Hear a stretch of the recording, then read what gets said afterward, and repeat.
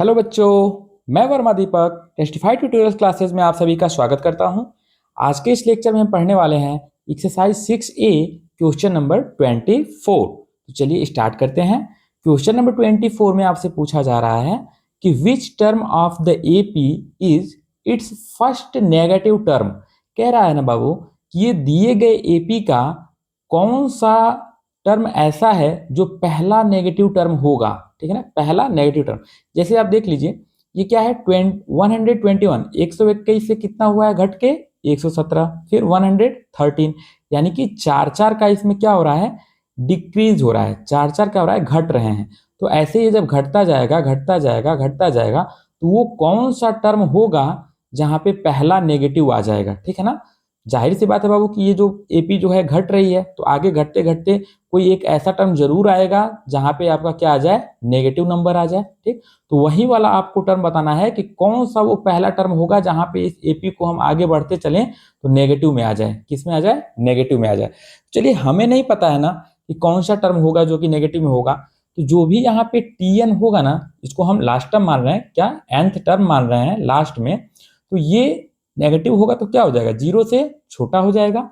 Zero से छोटा हो जाएगा तभी तो हम कह पाएंगे ना कि ये आपका नेगेटिव में है। ठीक है ना, जीरो से छोटी जो भी चीजें होती हैं वो किस में जाती हैं, नेगेटिव में जाती हैं। जैसे -1, -2, -3, ये सारे क्या है, जीरो से आपके छोटे हैं। ठीक, तो यहाँ पे हमको मान लेना है कि nth टर्म यानी कि जो टी एन है ना वो क्या है, लेस देन जीरो है।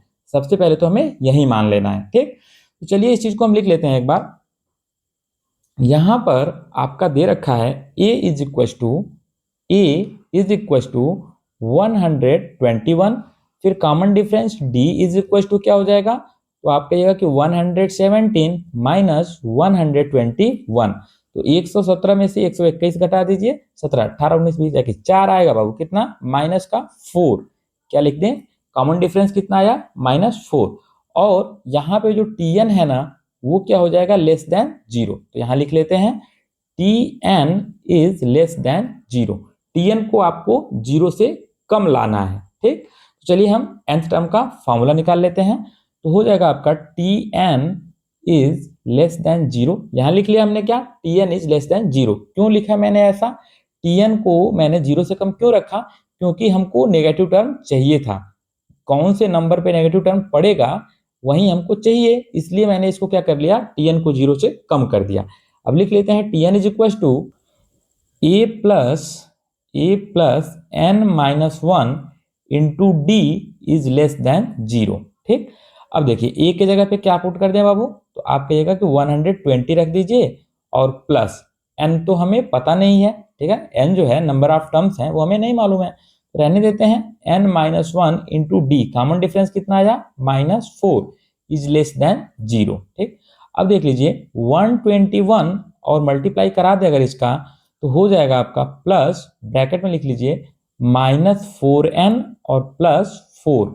ये मैंने कहां से लिख दिया बाबू, ये लिखा -4 का मैंने n में मल्टीप्लाई कराया और -4 का -1 में, वहीं से आ गया -4n + 4 is less than zero. अब देखिए 121 और ब्रैकेट तोड़ेंगे तो क्या हो जाएगा, -4n + 4 is less than zero.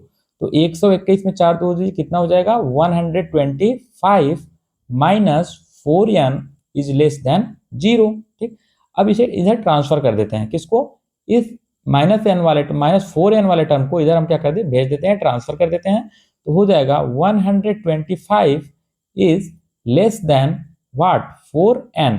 तो ये हो जाएगा n इज ग्रेटर देन 125/4। तो इसको जब आप सॉल्व कीजिएगा तो कितना आ जाएगा, 4 या 12 और ये बचा आपका 5, तो हो जाएगा 4 1 जा 4 और 4 कम 4 और 1 5, 1 बचा तो 10, 4 दूनी के 8 और 2 10, 4 5 20, यानी कि 31.25 इज लेस देन n। यानी बाबू n की वैल्यू जो है ना वो 31.25 से जस्ट बड़ी होनी चाहिए। ठीक, अब आप सोचिए ये एक डेसिमल नंबर है, 31.25 क्या है, डेसिमल नंबर है, जो कि n की वैल्यू हो नहीं सकती। n हमेशा आपका किस में आना चाहिए बाबू, तो n हमेशा आपका होल नंबर में आना चाहिए या फिर नेचुरल नंबर में आना चाहिए, यही तो आना चाहिए। तो इसलिए 31 के जस्ट बाद सबसे छोटा इंटीजर क्या पड़ रहा है, 31 के 31.25 के जस्ट बाद अगर आपसे हम छोटा इंटीजर पूछें तो आप कहिएगा कि सर 32 आने वाला है। क्या आने वाला है? 32 आने वाला है, ठीक। तो इसलिए n की वैल्यू क्या हो जाएगी? 32। क्यों? क्योंकि वो वही इंटीजर होगा जो 31.25 के जस्ट बाद पड़ रहा है, और वही पहला क्या हो जाएगा? नेगेटिव टर्म हो जाएगा। वही पहला आपका क्या हो जाएगा? Negative term. तो हम यहाँ पे लिख लेते हैं सो, यहाँ पे हम लिखते हैं सो 32nd टर्म, यानी कि 32वां term, 32nd term is the first negative term, is the first negative term, first negative term।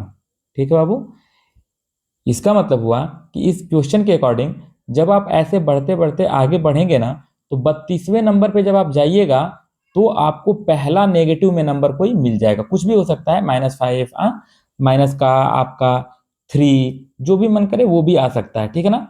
जो चीज हो वो माइनस में पहला टर्म वही आएगा, कौन सा? 32 वाला, ठीक। यही इस क्वेश्चन का क्या था बाबू? आंसर था। चलिए अगले नेक्स्ट क्वेश्चन की तरफ बढ़ते हैं। अगला नेक्स्ट क्वेश्चन जो आपको दिया हुआ है वो है, आपसे पूछ रहा है यहाँ कि which term of the AP is it's first negative term. देखिए सेम क्वेश्चन है 24 के जैसा 25 भी, इसीलिए मैंने इन दोनों क्वेश्चन को एक सिंगल लेक्चर के अंदर डाला है, ताकि जितने टाइप्स के क्वेश्चन हो ना वो आपको मैं एक ही लेक्चर में प्रोवाइड करा सकूं, और जो अगला नेक्स्ट लेक्चर आए उसमें नया वाला कॉन्सेप्ट स्टार्ट कर दें, ठीक है। इसलिए मैंने सिर्फ इसमें 2 ही क्वेश्चंस डाले हैं, ठीक। तो यहाँ पे सबसे पहला काम हमको क्या करना है, ये देखिए ये आपको दे रखा है एक होल नंबर में, जबकि ये आपको दिया हुआ है मिक्स्ड फ्रैक्शन में, ये भी मिक्स्ड फ्रैक्शन है, ये भी मिक्स्ड फ्रैक्शन है। तो सबसे पहले तो हम इनको इम्प्रॉपर फ्रैक्शन में बदल लेते हैं, ठीक। पहले हम लिख लें 20 कामा, इसको तोड़िएगा कितना हो जाएगा? 1976 और 177, 77/4 क्या हो जाएगा? 77/4 कामा, इसको करें 18 दूनी 36 और 1 37, 37/2, और ये हो जाएगा 68 और 3 71, 71/4, ठीक है बाबू। और डॉट डॉट डॉट ऐसे ये एपी चल रही है, ठीक। तो ऐसे जब हम आगे बढ़ते चलें, ऐसे ही आगे बढ़ते जाएं, तो वो कौन सा नंबर होगा जहां पे पहला नेगेटिव आने वाला है, ठीक। इसके पहले 24 में मैंने समझाया है, तो इसलिए हम मान लेते हैं कि आपका nth टर्म जो होगा पहला नेगेटिव टर्म होगा। कौन सा? nth term. तो इसलिए हम क्या कर लें, tn को लेस देन 0 रख लेंगे। क्या रख लेंगे? tn को हम 0 से कम रख लेंगे, तभी ये हमारा नेगेटिव टर्म हो पाएगा, ठीक। तो यहाँ पे हम लिख लेते हैं पहले a इज इक्वल टू कितना दे रखा है आपका? 20, फिर common difference d is equal to t2 minus t1, यही आता है। तो देखिए इसको हम लिख लें, t2 माइनस t1 को हम लिख लेते हैं, t2 की जगह पे क्या दे रखा है आपको? 77/4, और माइनस t1 की जगह पे दिया है 20। अब इसके डिनोमिनेटर में कुछ नहीं है तो मान लेते हैं कि 1 रहा होगा। एलसीएम इसका कितना हो जाएगा? 4 से कटा 4 1 बार में, तो यहाँ आ गया 77 माइनस 1 4 4 और 4 2 8, यानी कि 80। 77 में से 80 घटा दीजिए, कितना आएगा बाबू? -3/4। मीन्स आपको कॉमन डिफरेंस क्या मिल गया? डी क्या मिल गया? माइनस का 3/4 मिल गया, ठीक है ना। अब हम यहाँ लिख लेते हैं कि tn इज लेस देन 0। क्या मान लेंगे? tn को हम 0 से कम मान लेंगे, तभी हमारा पहला नेगेटिव टर्म मिल पाएगा। तो tn की जगह पे लिख लेते हैं a plus n minus 1 into D is less then 0। a के जगह पे क्या रख दें? 20, और प्लस n तो हमको पता नहीं है, वही हमको फाइंड करना है। तो n माइनस 1 इंटू डी के जगह पे रख दें क्या? -3/4 इज लेस देन 0। अब देखिए 20 और ब्रैकेट को तोड़ेंगे तो क्या हो जाएगा? प्लस -3/4n, ये हो जाएगा प्लस का 3/4, ठीक, इज लेस देन 0। अब इसको एक पास लिख लेते हैं, 20 और ब्रैकेट तोड़ेंगे तो क्या हो जाएगा? -3/4n और प्लस 3/4 इज लेस देन 0। अब 20 और प्लस 3/4 को एक पास लिख लिया, और माइनस 3 में 4n इज लेस देन 0 कर दिया। अब हम क्या कर लें, एलसीएम ले लें बाबू। एलसीएम लेंगे तो यहाँ हम 20 के नीचे 1 लिख लेते हैं, ठीक। अब पूरे का एलसीएम क्या हो जाएगा, आप कहेंगे 4, 1 4 जा 4 और 4 2 जा 8, यहाँ क्या आ गया 80 और प्लस यहाँ क्या आ गया 3 और माइनस ये हो जाएगा आपका 3n इज लेस देन 0। अब 4 को इधर राइट साइड ट्रांसफर कर दीजिए, 4 को इधर हम ट्रांसफर कर देंगे तो 0 में 4 से मल्टीप्लाई हो जाएगा, तो फिर क्या बचेगा आपको बाबू, 0 ही बचने वाला है। तो लिख लेते हैं 80 और प्लस 3 कितना हो गया 83 और minus 3n is less then 0, ठीक। 83 को यहीं रहने देते हैं और माइनस 3n को हम क्या कर लेते हैं, राइट साइड इधर ट्रांसफर कर देते हैं, तो क्या हो जाएगा 83 इज लेस देन 3n, ठीक। तो n इज ग्रेटर देन 83/3। चलिए इसे डिवाइड कर लेते हैं, तो हो जाएगा आपका 3 दूनी 6 2 8 23 21 27 पॉइंट आ जाएगा आपका 6 और ये 7, ठीक है ना, इज लेस देन n, यानी कि n की वैल्यू जो है ना वो 27.67 से जस्ट छोटी जो इंटीजर पड़ेगी ना वही आपकी n की वैल्यू हो जाएगी। तो बताओ बाबू 27 के बाद जस्ट इंटीजर में होल नंबर में हम जाएंगे तो क्या पढ़ने वाला है 28 पढ़ने वाला है, ठीक। तो इसलिए यहाँ पे n की वैल्यू क्या आ जाएगी बाबू 28 आ जाएगी, ठीक है ना, n की वैल्यू क्या आ जाएगी 28। चलिए यहाँ पे हम लिख लेते हैं कि 28th टर्म लिख लेते हैं, 28th term is the first negative term, is the first negative term. यानी इसका मतलब ये हुआ कि अगर इस एपी में दिए गए एपी में ऐसे हम आगे बढ़ते जाते हैं, ठीक है, तो 28th नंबर पे जो भी नंबर आएगा वो पहला नेगेटिव नंबर रहेगा, ठीक। यही इस क्वेश्चन का आपका क्या था बच्चों, आंसर था, ठीक। चलिए आज के लिए बस इतना ही।